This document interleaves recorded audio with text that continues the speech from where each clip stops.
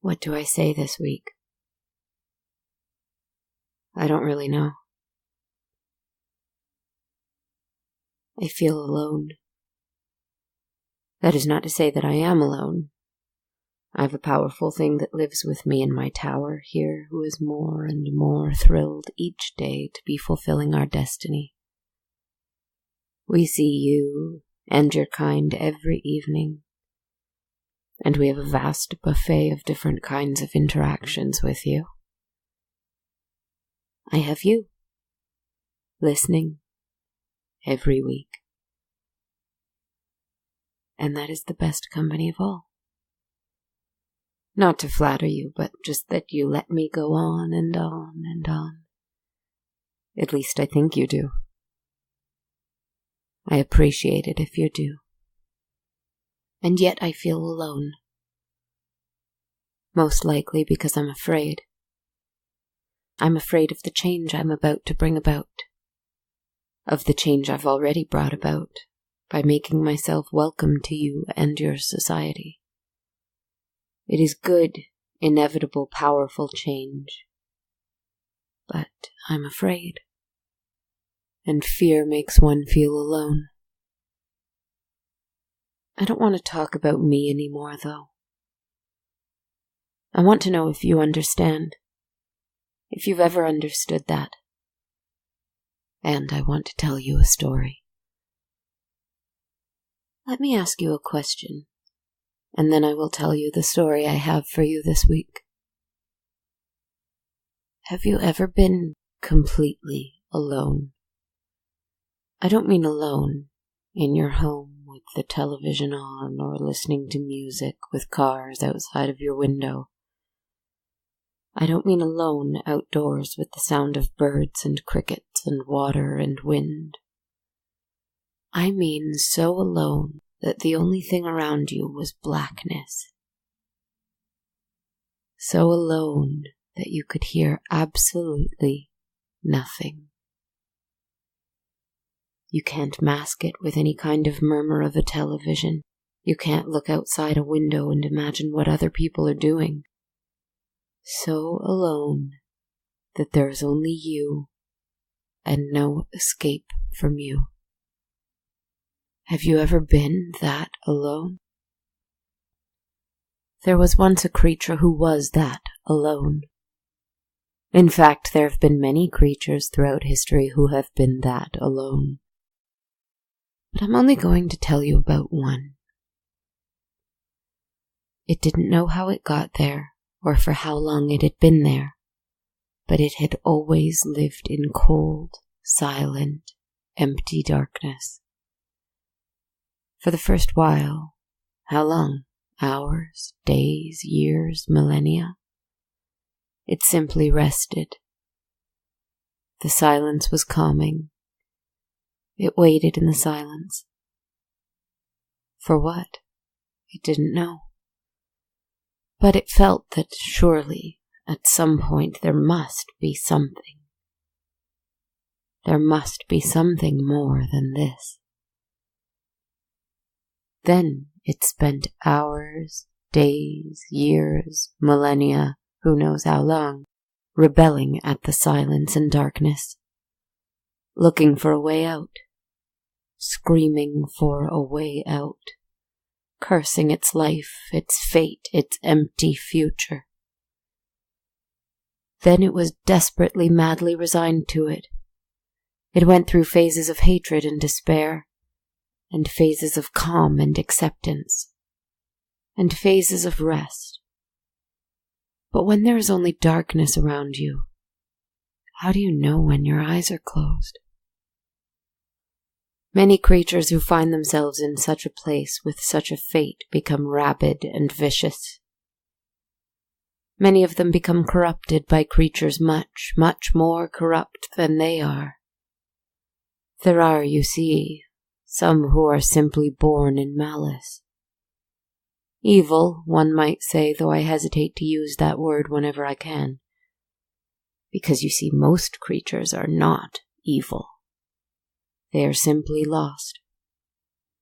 At any rate, this lost creature, lost in their endlessly quiet, solitary world, was on the edge of corruption.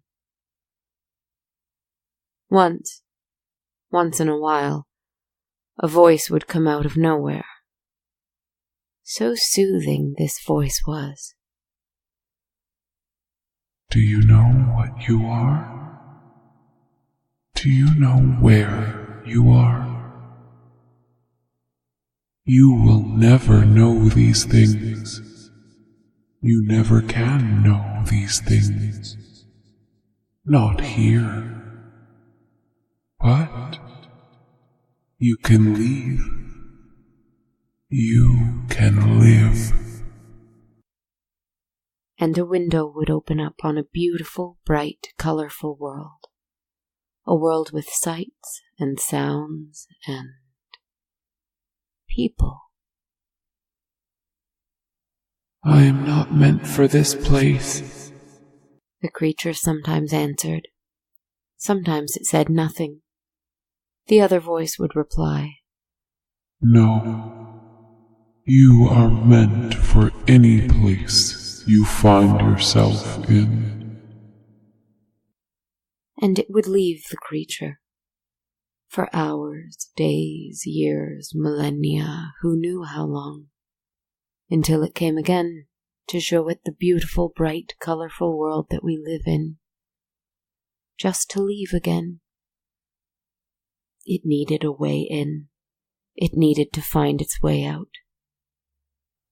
I can help you, the voice said the next time it came to visit. You just need to wait for the right gateway, the right vessel. And they waited together. They waited for as long as it took, until finally the voice spoke up again. I've found one. And a little window opened. It opened onto a girl, a young yet world-weary human girl. In her dirty, smudged frock with rough brown gloves, she worked day in and day out in a factory. Unlike the solitary creature, she was surrounded by people. For hours and hours she was packed in like a sardine in this factory, working, sweating, toiling with sewing needles and knives for slicing leather. There seemed to be smoke everywhere around her. After about 8 hours on her feet, she slowed down a little, her eyelids fluttered, and she stumbled a little on her feet. Within seconds, a large man in a suit with a booming voice came over and rapped her knuckles with a long, thin stick. This woke her up, sharply. He mentioned docking her pay a little that day. Her eyes filled with tears, and she continued to work. After 13 hours of this, she went to the small building that was her home. She walked alone in the middle of the night, dodging all sorts of rough characters who filled the cobblestone streets at night. She eventually made her way to her home. It was a small hovel, an attic, and it was full of families she didn't know, lost people who were old, injured, or sick, and opium-addled strangers. Some huddled around a bin with a fire in it. Others lay bundled in blankets in the corners. Some could be dead, and she wouldn't have even been able to tell. She had one small piece of bread for her dinner that was hard and rotten, and she fell asleep for a few sweet hours before she had to return to the factory. But before she slept, her heart whispered one small prayer over and over to whoever was listening. Take me away from this. Take me away from this. Take me away from this. And someone was listening. That is your gateway, the comforting voice told the lost creature. Go to her. And, much to its surprise, the creature found it could walk through the window. It found itself in the room with the sad, impoverished people. It looked upon each of them, considered them. No. It had one destination. The girl who lay there trying to sleep for just a little bit until daybreak. The one too tired to even cry. The creature went to her, and it leaned over, and it was so easy to reach over and touch her heart. It was so easy for this thing. It reached in and touched her heart, and that is where it found a home in this new world. And so she woke, not knowing why she was so much more weary than usual. A woman stopped her on the street to beg for money, and she normally would apologize and keep walking. But this morning she turned and she bared her teeth at her and hissed.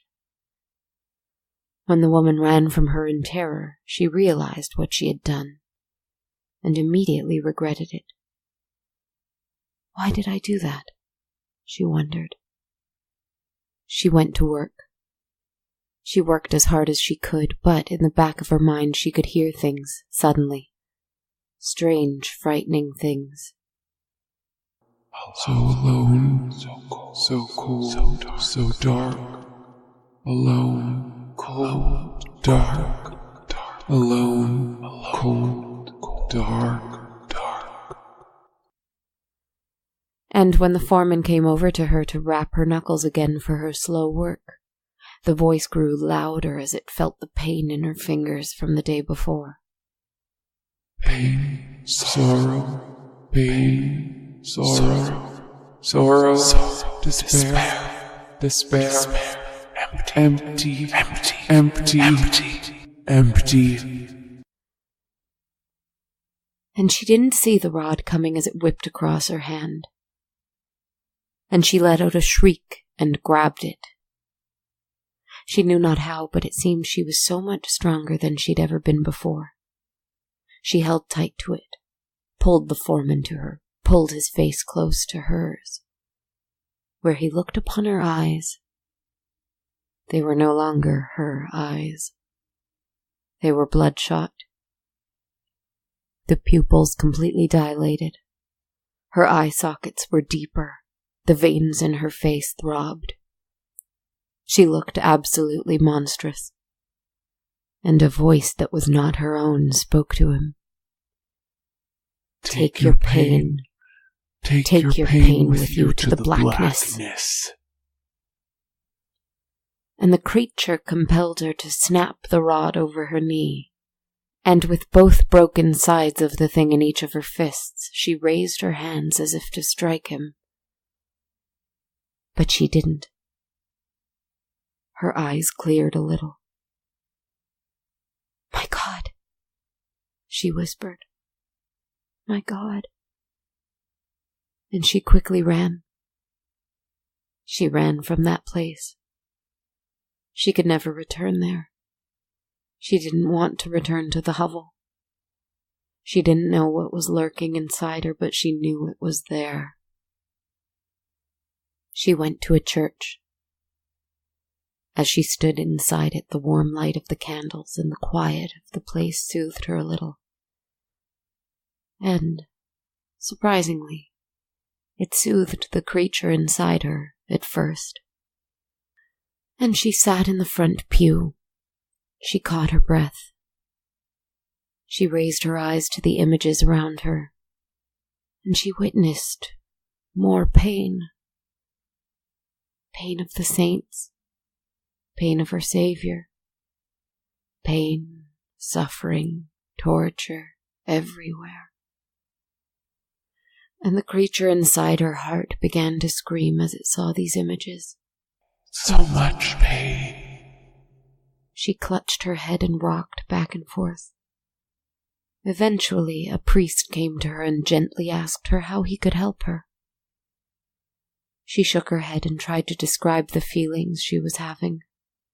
Suddenly, she was in so much pain all the time.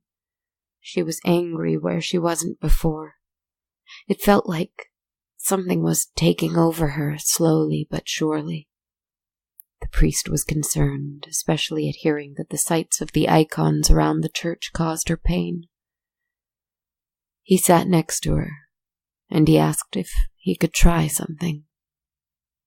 And the creature within her didn't know why, but when the priest procured a small vial of holy water and dabbed a little on her forehead, it burned the creature. She shrieked. Her mouth opened wide. For just a second, a great shadow passed over her, through her and into the priest, where it lurked in his mind and found pain and despair there, too. He had lost loved ones. It wasn't his fault, but he wasn't strong enough to prevent it. The creature howled in pain, feeling that despair. The priest heard it. It passed back to the girl. Better here, better here. It whispered. And she whispered. You thought that becoming a priest could absolve you of your sins, could make you forget that you can never bring them back. Maybe could make you good enough to join them one day. Terrible, terrible, terrible. And her fingers twisted at the pain inside her, not knowing where to put it. Her neck wrenched from side to side, until finally the creature relented, retreating back into its little hole in her soul. For now. The priest looked on her with terror and pity. This was demonic possession, he asserted. Most certainly she had been taken over by an underlord from hell, and he knew how to rid her of it. Now the priest meant well. The priest had no ill in his heart. He wanted to help this poor child. They went to a secluded part of the church. He summoned several other priests, brothers, sisters of the church. They gathered around her. They tied her to a chair. They placed holy water on her, even though it visibly burned her, and neither she nor the creature knew why. She broke many bonds, so strong was this creature, so much stronger than her. It gave her the strength of 5 men. I don't think that I really need to explain what followed. You've seen such things, haven't you? Heard of them. Her body contorted, voices came from her that were not hers. The priest commanded the demon to show itself. He presented it with religious imagery to try and wrench it from her body. But the part that you don't know is this. While this was happening, the girl had begun to retreat. As the demon, as the priest called it had never been called this before, was being forced outward and turning her into some kind of twisted monster. The girl had begun to retreat inward, to the dark parts of her heart where the creature had been living for the last day. So alone, she cried. I have no one, just emptiness, loneliness, sorrow, blackness, nothingness. And the demon, as we'll call it for now, was struck by this. She was alone. Her world was busy and full of people, but it was a cold and cruel world. Even though she lived in an overcrowded hovel, even though she worked next to hundreds and hundreds of other women, she was alone. She was trapped. Trapped in a world that she could not change. just like the demon's world. The void, the blackness, the emptiness that it could not change. Only wait for something else to come and change it. Just like her world. Just like its world. And the demon grew quiet. The girl, or rather her body, gave in for a moment and passed out.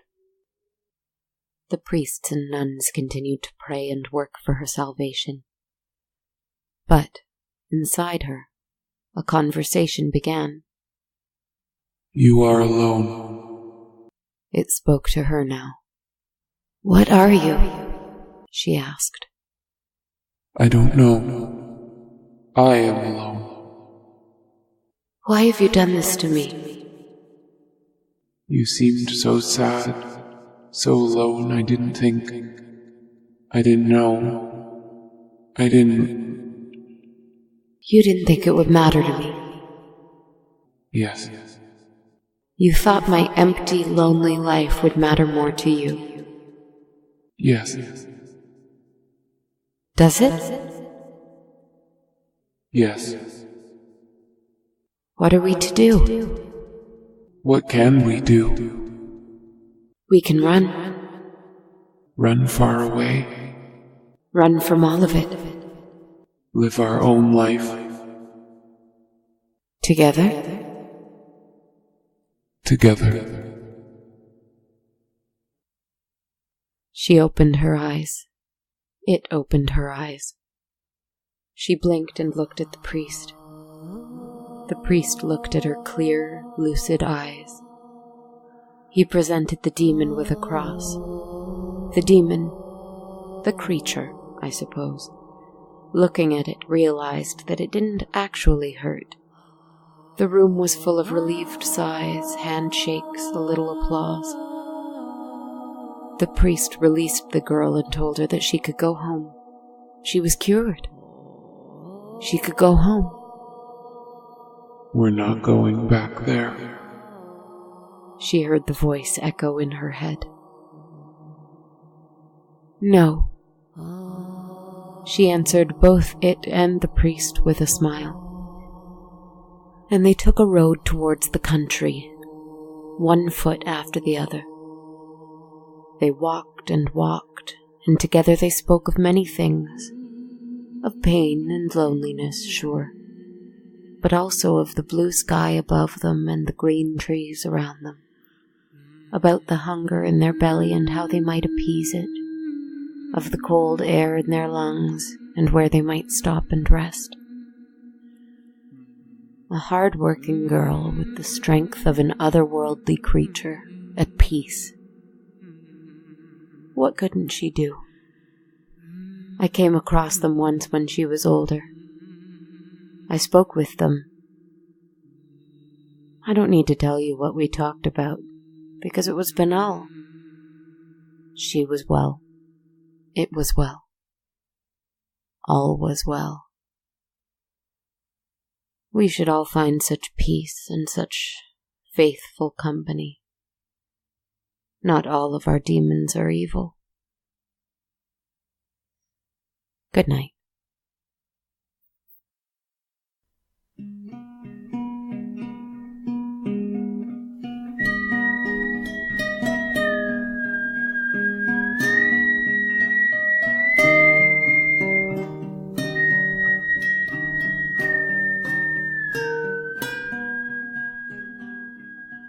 Hello everyone, this is Kristen Zaza here saying thank you for listening to episode 38 of On a Dark Cold Night. This is a story I've been cooking up in my brain for a little while. An awesome listener named Dustin, who's been listening to the show since the beginning, I think, once mentioned to me on the Facebook page that he'd like to hear a story about demonic possession. Well, Dustin, I didn't forget. Here's what I came up with, and I hope you enjoyed it.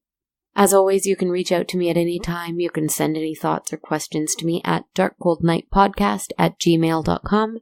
You can follow me and write me on Twitter at A Dark Cold Night. You can follow me on Instagram at Dark Cold Night Podcast, and you can like and follow us on Facebook as well. I'd always love to hear from you, and if you enjoy the show and want to help a girl out, you can leave a review on iTunes, Stitcher, Podknife, Facebook, or anywhere podcast reviews are a thing. I'll be sure to shout you out here and on social media. If you want to help out a different way, the easiest way is to listen to the show on the Radio Public app. I'm a part of their paid listens program, so every listen there, which is totally free for you to use, by the way, counts towards me being paid for my work. So that would be awesome. Also, you can check out my pages on Ko-fi and Patreon. Every little bit helps, so if you'd like to donate to the show to help me keep it running smoothly, you can find me at ko-fi.com/darkcoldnight or patreon.com/darkcoldnight. Thanks so much, everyone. I hope you're doing well, taking care of yourselves, having a lovely October. All the best, my friends.